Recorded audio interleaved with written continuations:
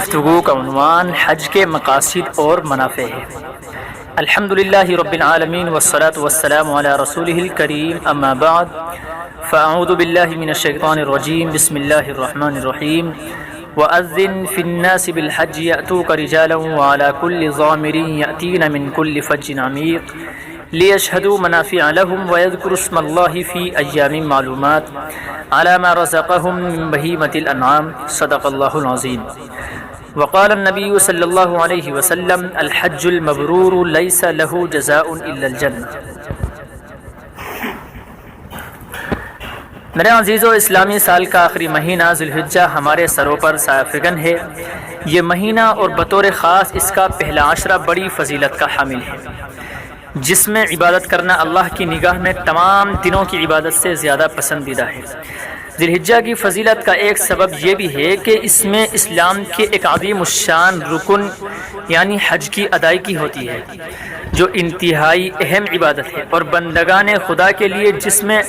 بہت سارے اہم مقاصد اور منافع پوشیدہ ہیں۔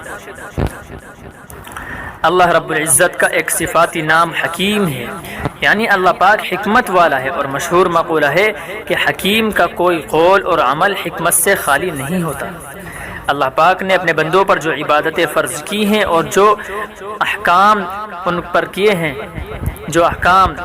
ان کو جو احکام دیے، ہر عبادت اور حکم میں بہت سارے اہم مقاصد اور منافع پوشیدہ ہیں۔ چنانچہ حج میں بھی ایسے متعدد مقاصد اور منافع پوشیدہ ہیں جو حج کی صحیح طریقے پر ادائیگی کے ذریعے حج کرنے والوں کو حاصل ہوتے ہیں، جن کی جانب قرآن مجید نے اس آیت میں اشارہ فرمایا: وَأَذِّن فِي النَّاسِ بِالْحَجِّ يَأْتُوكَ رِجَالًا وَعَلَى كُلِّ ضَامِرٍ يَأْتِينَ مِنْ كُلِّ فَجٍّ عَمِيقٍ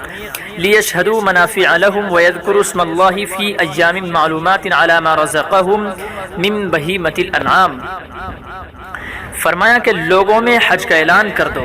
کہ وہ تمہارے پاس پیدل آئیں اور دور دراز کے راستوں سے سفر کرنے والی ان اونٹنیوں پر سوار ہو کر آئیں جو لمبے سفر سے دبلی ہو گئی ہوں، تاکہ وہ ان فوائد کو آنکھوں سے دیکھیں جو ان کے لیے رکھے گئے ہیں، اور متعین دنوں میں جو ان چوپایوں پر اللہ کا نام لے جو اللہ نے انہیں عطا کیے ہیں۔ احادیث نبی کریم صلی اللہ علیہ وسلم نے حج کے متعدد فضائل اور دینی و دنیاوی فوائد بیان کیے ہیں۔ حضرت ابو ہریرہ رضی اللہ تعالیٰ عنہ نے فرمایا کہ حضور نبی کریم صلی اللہ علیہ وسلم سے پوچھا گیا کہ کون سا عمل سب سے افضل ہے؟ فرمایا کہ اللہ اور اس کے رسول پر ایمان رکھنا۔ عرض کیا گیا پھر کون سا؟ فرمایا کہ اللہ کی راہ میں جہاد کرنا۔ عرض کیا گیا کہ پھر کون سا؟ فرمایا کہ برائیوں سے پاک حج یعنی متفق علیہ جو رضائے الہی کے لیے ایسا حج کرے کہ جس میں نہ کوئی بیہودہ بات ہو نہ کسی گناہ کا ارتکاب، تو وہ ایسے لوٹے گا جیسے اس کی ماں نے اسے ابھی جنا ہو۔ حضرت عمر رضی اللہ تعالیٰ عنہ کا بیان ہے کہ رسول کریم صلی اللہ علیہ وسلم نے ارشاد فرمایا کہ حج اور عمرہ یکے بعد دیگرے کیا کرو، کیونکہ یکے بعد دیگرے حج و عمرہ کرنا فقر اور گناہوں کو ایسے ہی مٹا دیتا ہے جیسے بھٹی لوہے کے میل کچیل کو دور کر دیتی ہے۔ حضرت سہل بن سعد رضی اللہ تعالیٰ عنہ سے روایت ہے کہ رسول کریم صلی اللہ علیہ وسلم نے فرمایا کہ جب کوئی مسلمان تلبیہ کہتا ہے تو اس کے دائیں بائیں تمام پتھر، درخت اور ڈھیلے سب تلبیہ کہتے ہیں، یہاں تک کہ زمین ادھر ادھر یعنی مشرق اور مغرب سے پوری ہو جاتی ہے۔ احادیث مبارکہ کی روشنی میں علماء کرام نے حج کے بہت سارے مقاصد اور منافع بیان کیے ہیں۔ خصوصاً حضرت شاہ ولی اللہ محدث دہلوی رحمۃ اللہ علیہ نے اپنی شرح آفاق کتاب حجت اللہ البالغہ میں حج کے 4 اہم مقاصد اور 3 بڑے فوائد ذکر کیے ہیں، جن میں سے پہلا مقصد یہ ہے کہ حج آدمی کو گناہوں سے پاک اور صاف کر دیتا ہے اور اس کے باطن کو پاکیزہ بنا دیتا ہے، کیونکہ باطن کی پاکیزگی کے اسباب میں سے ایک اہم سبب ایسی جگہوں پر پہنچنا ہے جس کی نیک لوگ ہمیشہ تعظیم کرتے رہے ہوں، وہاں پہنچتے رہے ہوں اور ذکر اللہ سے ان جگہوں کو آباد کرتے رہے ہوں۔ اور دوسرا مقصد حج ذکر الہی ہے۔ دین کی یادگاروں کو دیکھنا اور ان کی تعظیم کرنا بذات خود اللہ کا ذکر ہے، کیونکہ اللہ کے شعائر اور اس کی قدرت کی شاہکار نشانیوں پر نظر پڑتی ہے تو خود بخود اللہ یاد آ جاتا ہے۔ جس طرح سورج کو دیکھ کر روشنی اور آگ کو دیکھ کر گرمی ذہن میں مستحضر ہو جاتی ہے، اسی طرح متبرک مقامات کو دیکھ کر اللہ کی یاد تازہ ہو جاتی ہے۔ تیسرا مقصد حج وصل حبیب کی ایک شکل ہے۔ کبھی آدمی کے دل میں اللہ سے ملنے کا بے پناہ جذبہ ابھرتا ہے، اس جذبے کی تسکین کے لیے کوئی ایسی چیز ضروری ہے جس سے وہ دل بہلائے۔ ایک خدا عاشق کے لیے دل بہلانے کا وہ بڑا ذریعہ حج کی عبادت ہے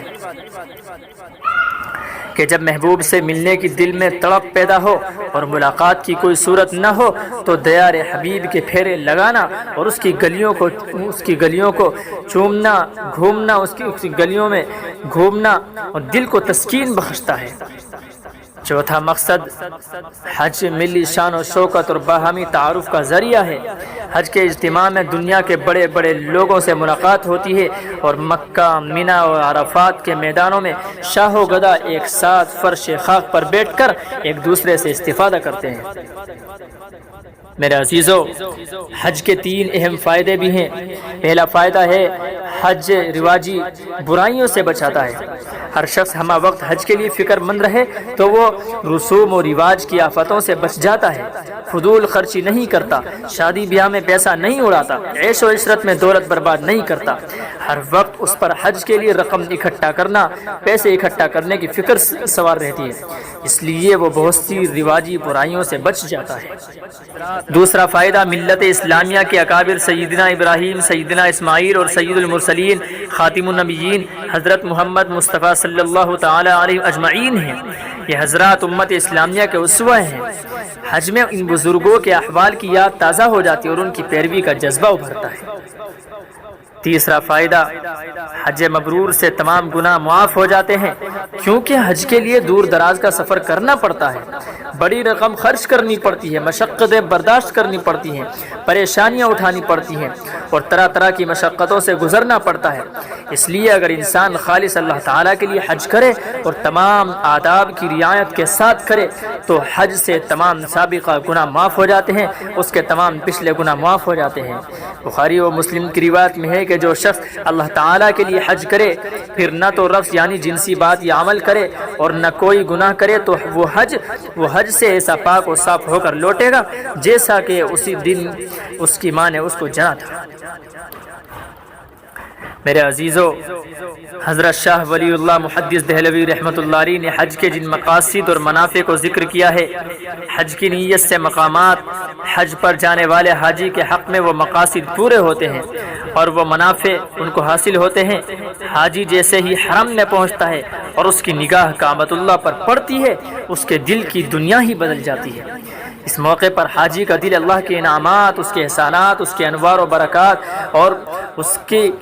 نور اور اس کے انوار و برکات سے اور اپنے گناہوں اور خطاؤں کو یاد کر کے شرمندگی اور ندامت کے جذبات سے لبریز ہو جاتا ہے اور اس کی آنکھیں اشکبار ہو جاتی ہیں، اس کی آنکھوں سے آنسو جھلک پڑتے ہیں۔ پھر جیسے جیسے دیگر مقامات مقدسہ صفا، مروہ، منی، مزدلفہ اور عرفات میں وہ حاضر ہو کر اللہ کی عبادت کرتا ہے، ویسے ویسے اللہ کی محبت بڑھتی جاتی ہے۔ اور حضرت ابراہیم، حضرت اسماعیل اور حضور نبی کریم علیہ السلام کی مبارک زندگیاں اور ان کے پاکیزہ اعمال ذہنوں میں تازہ ہو جاتے ہیں اور ان کی پیروی کا جذبہ بیدار ہونے لگتا ہے۔ چنانچہ جب حاجی ان مقدس ہستیوں کے نقش قدم پر چلتے ہوئے حج کے ارکان ادا کرتا ہے تو قدم قدم پر خود کو اللہ پاک سے بے حد قریب محسوس کرتا ہے اور پھر وہ اپنے پروردگار سے، اپنے رب العالمین سے، اپنے خالق حیات سے، اپنے پروردگار سے، اپنے رب سے، اپنے پاک رب العالمین سے، اپنے اللہ سے راز و نیاز کی باتیں کرتا ہے اور اپنے گناہوں کی معافی مانگتا ہے۔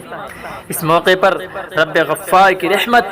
اس کو اپنے دامن عفو و کرم میں ڈھانپ لیتی ہے اور اس کے گناہوں کو بخش دیا جاتا ہے۔ چنانچہ جب حاجی حج سے لوٹ کر آتا ہے تو حدیث شریف کے مطابق گناہوں سے اس طرح پاک و صاف ہو جاتا ہے گویا ابھی ماں کے پیٹ سے پیدا کیا گیا ہو۔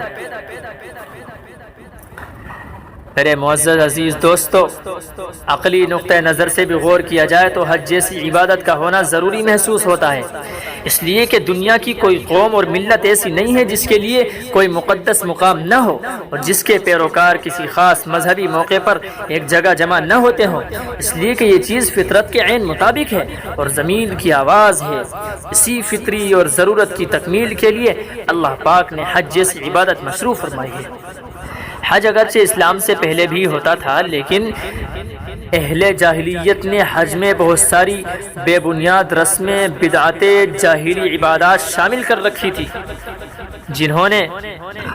حج کے مقاصد اور حج کے منافع کو نقصان پہنچایا تھا۔ اسلام نے ان تمام بدعات اور تخریفات کا خاتمہ کیا اور ان تمام رسموں اور بدعتوں اور رواجوں کو ختم کیا اور مناسک حج کی شکل میں ان سے بہتر چیز عطا کی۔ حج کے ذریعے جہاں گناہوں کی بخشش ہوتی ہے اور اللہ پاک کی رضا اور اس کا قرب نصیب ہوتا ہے، وہیں حاجی کو جنت کی خوشخبری بھی دی جاتی ہے۔ حضور نبی کریم صلی اللہ علیہ وسلم کا ارشاد گرامی ہے، الحج المبرور لیس له جزاء الا الجنہ۔ فرمایا کہ حج مبرور کا بدلہ تو بس جنت ہے۔ اس کے علاوہ بہت سارے دینی و دنیاوی مقاصد اور منافع حج کے ذریعے حاصل ہوتے ہیں، جیسے اسلام کا ایک منشا یہ بھی ہے کہ مسلمانوں میں اتحاد اور اتفاق پیدا ہو، تمام ممالک کے مسلمانوں کو ملت واحد بنا دیا جائے۔ چنانچہ اسی غرض سے حج کے نام سے ایک ایسی عبادت فرض کی گئی جس کی ادائیگی کے لیے مسلمان اپنی جان و مال خرچ کر کے اللہ کے حکم پر پوری دنیا سے ایک ہی لباس میں اپنے رب کے حضور حاضر ہوتے ہیں، جس کے نتیجے میں تمام عالم اسلام میں ایک دینی ربط قائم ہوتا ہے اور مختلف قوموں، مختلف نسلوں، مختلف زبانوں، مختلف رنگوں اور مختلف ممالک کے مسلمانوں کو کلمہ وحدہ کی بنیاد پر قائم رکھنے میں مدد ملتی ہے۔ اسی طرح حج کے ذریعے مسلمانوں کو ایک جگہ جمع ہو کر امور سیاست و تجارت وغیرہ سب کاموں میں مشورہ کرنے کا موقع ملتا ہے۔ نیز حج مسلمانوں کی صفوں میں اتحاد پیدا کرنے کا بھی بہترین ذریعہ ہے۔ حج ہی کی بدولت باہمی تعاون کا جذبہ پیدا ہوتا ہے۔ عام مسلمان جو اپنے مسائل میں الجھے ہوئے ہوتے ہیں، وہ ہر قسم کی مشکلات کے باوجود دور دراز ممالک سے سفر کر کے یہاں جمع ہوتے ہیں اور ایک دوسرے سے ملتے ہیں، ایک دوسرے کے حالات سے واقف ہوتے ہیں، ایک دوسرے کو پہچانتے ہیں، ایک دوسرے سے آشنا ہوتے ہیں، ایک دوسرے کے غم میں واقف ہوتے ہیں، جس سے ان میں باہمی تعاون اور اتحاد کی روح پیدا ہوتی ہے۔ میرے عزیزو، مساوات بھی اسلام کا ایک اہم سنگ بنیاد ہے۔ حج کے اسرار و رموز میں یہ بھی ہے کہ تمام مسلمان ایک ہی لباس میں بلا تمیز و تخصیص، شاہ و گدا، آقا و غلام، سب ایک ہی حالت میں ایک ہی جگہ خدائے واحد کے دربار میں حاضر ہوں اور رنگ و نسل کے امتیازی تفرقے ختم ہو جائیں۔ جب امیر و غریب، حکام اور عوام ایک لباس، ایک صورت، ایک سیرت، ایک حالت، ایک میدان میں کھلے آسمان کے نیچے رب العالمین، رب ذوالجلال کے سامنے کھڑے ہوتے ہیں تو پوری وسعت اور ہمہ گیری کے ساتھ مساوات کا اس طور پر اظہار ہوتا ہے، کسی کے لیے کوئی خصوصیت اور امتیازی شان نہیں ہوتی اور نہ ہی کسی اور شخص کے لیے کوئی خاص مقام و مرتبہ ہوتا ہے۔ اس کو شاعر نے کیا ہی خوب انداز میں کہا ہے کہ ایک ہی صف میں کھڑے ہو گئے محمود و ایاز، نہ کوئی بندہ رہا نہ کوئی بندہ نواز، بندہ و صاحب و محتاج و غنی ایک ہوئے، تیری سرکار میں پہنچے تو سبھی ایک ہوئے۔ حج کے ذریعے علاقائی اور نسلی تعصب کو بھی ختم کرنے میں مدد ملتی ہے۔ آج مسلمانوں کے زوال اور امن و سلامتی کے عدم استحکام کی ایک بڑی وجہ اپنے آپ کو نسل پرستی اور علاقائی طبقات میں تقسیم کرنا ہے۔ اسی طرح اتحاد کی دولت سے محروم ہونا بھی دنیا میں مغلوب ہونے کا سبب ہے۔ حج جیسی عظیم عبادت نسل پرستی اور علاقائی طبقات کو ختم کرنے اور مساوات و اتحاد کا بھولا ہوا سبق یاد دلاتی ہے، اور سرکار ذی وقار حضور پرنور صلی اللہ علیہ وسلم کا حجۃ الوداع کے موقع پر دیا گیا خطبہ ذہنوں میں یاد تازہ کر دیتی ہے۔ آقا علیہ الصلوۃ والسلام نے فرمایا تھا کہ لوگو،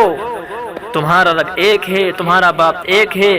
آگاہ ہو جاؤ، ہوشیار ہو جاؤ۔ کسی عربی کو کسی آدمی پر، یا کسی آدمیوں کو کسی عربی پر، کسی سرخ رنگ والے کو کالے رنگ والے پر، اور کسی سیاہ رنگ والے کو سرخ رنگ والے پر کوئی فضیلت برتری حاصل نہیں ہے